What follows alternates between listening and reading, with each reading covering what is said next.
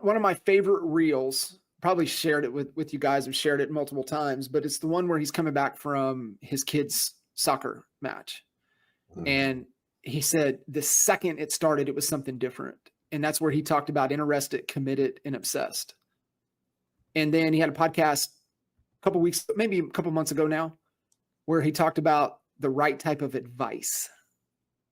20% advice, 1% advice, 0.1% advice. So started doing some digging, and you look at NAR statistics, 1.2 million agents. Let's just ballpark it in NAR coming into the new year. Well, 20%, top 20%, that's going to be 220,000 agents. NAR statistics say that in that top 20%, that's people are making six figures. If you can get into the top 20%, you're making six figures, 150,000 plus. So what type of advice? And so I would say the 20% would be interested, right? If you're just interested, showing up, you have decent habits, right? Engaging a little bit, having conversations, you can probably make it into the top 20%. You ain't getting to 1%. You ain't getting into the 1%. You ain't getting to 11,000 agents being interested. That's got to be committed. That's the committed. And then the 0.1%, which is about 1,100 agents, you ain't getting there unless you're obsessed, right? And so I would love y'all's take on kind of advice to give to those that are maybe at least interested, because there's a lot of agents that ain't even interested. But what type of advice for the 20%ers out there do they need to hear? Man, that's a great question, John. I don't, because I almost feel like, man, if you're just interested, I don't know how to help you, right? Like, because it's not enough. It's just not. This game is changing so quickly that you're just going to get past. If you're just interested. And, I think the advice that I would give to you is, if you have to go back, if this doesn't work and you're in real estate and you got to go back to get a job and that's not motivating you enough, go dig deep for what like the worst case scenario of your life could end up like in the next 10, 20, 30 years. And find some source of drive that takes you from interested to committed.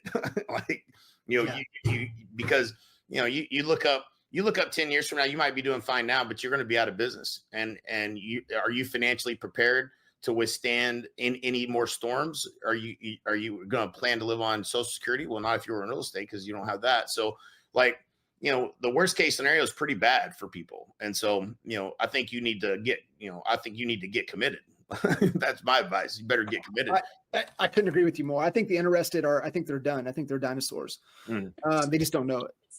Levi, any thoughts on that 20%? Yeah. Can you all hear? My background's kind of loud. Is it okay? Oh yeah, you're good. We can't hear it. Okay, good.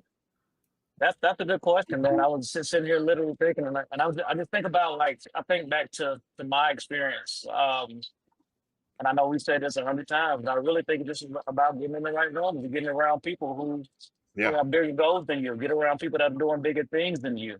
I remember the second time I met you guys in Key West, Florida, and we were down there, and Gene Frederick was talking, and Gene was talking about how he had a $90,000 tax bill.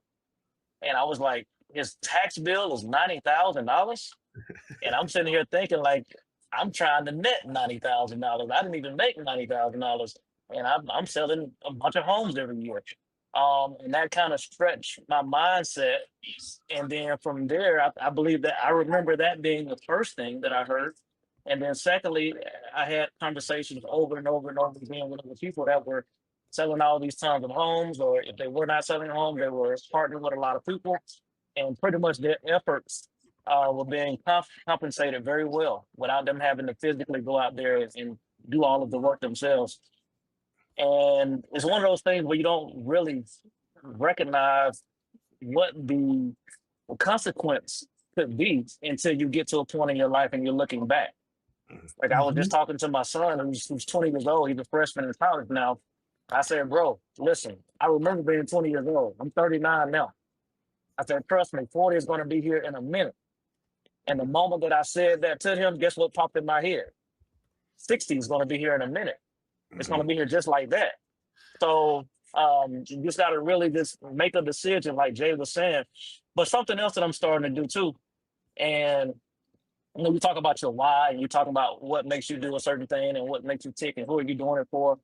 You know, we started talking about how important faith is. You know, making sure that we build a business around serving certain areas of our life that are important.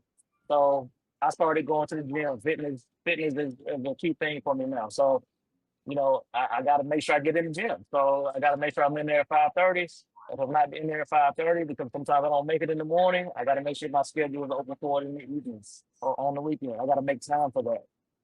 Faith. I got to make sure that my mind is right, my prayer life is right, my relationship with God is the best that it can do, because that's what keeps me going, right?